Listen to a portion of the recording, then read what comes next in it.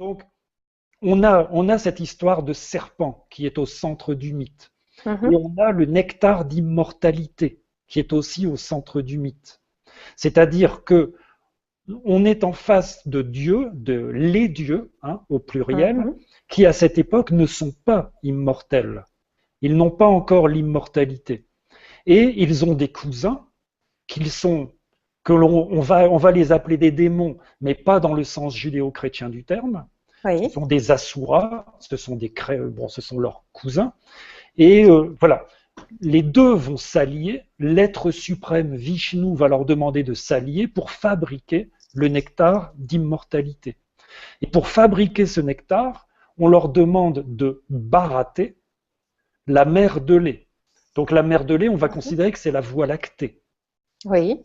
Et ils vont utiliser une montagne qui est très en relation, on va dire, avec la colonne vertébrale et ainsi de suite, parce qu'il y a beaucoup de connotations yogiques.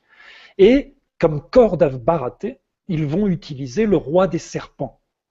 Mhm. Et le serpent intervient à tous les niveaux de cette histoire, et évidemment, c'est aussi Raoult et Ketu.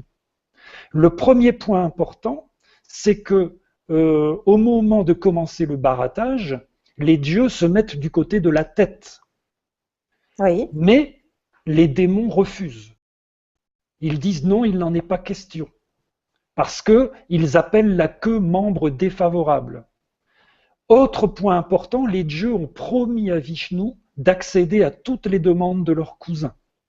Donc les Mhm. dieux acceptent de se mettre du côté de la queue.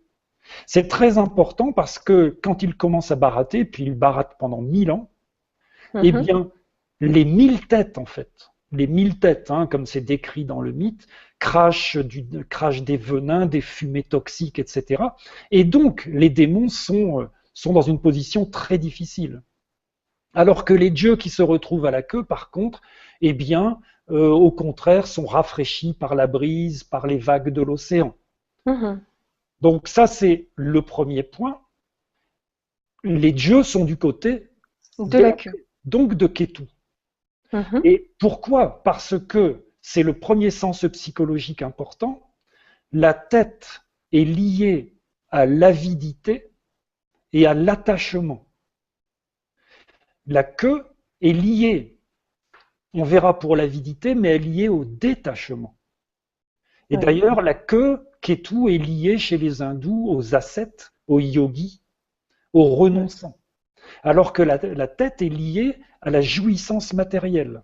C'est assez curieux parce qu'en fait, si on fait le parallèle avec notre explication occidentale, c'est le contraire. Puisque nous, Oui, on dirait, on dit que finalement la queue, c'est ce qui pèse et ce qui est restrictif, oui. alors que la tête, c'est ce vers quoi l'on tend et ce que l'on va acquérir ou construire pour nos vies, notre vie en cours ou notre vie future. Oui, oui, c'est tout à fait bizarre. Je relisais, là, pour préparer cette émission, là, je Oui, relisais les textes un peu de Roudiard et de Ruperti. oui.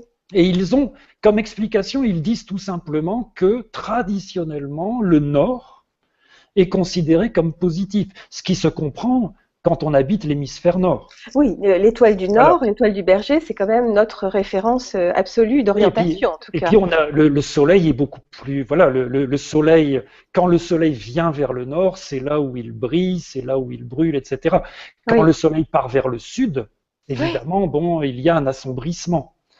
Et disons que il y a cette impression que parce que la tête, et d'ailleurs, comme je le disais, dans la tradition occidentale, la tête est associée donc au nord, mhm, elle est donc associée à la masculinité, et elle est associée à ce qui est positif. Et à mhm. partir de là, eh bien, l'astrologie donc humaniste et karmique ont quand même pris un peu cette tendance, voilà, d'un nœud nord qui serait plus positif que le nœud sud.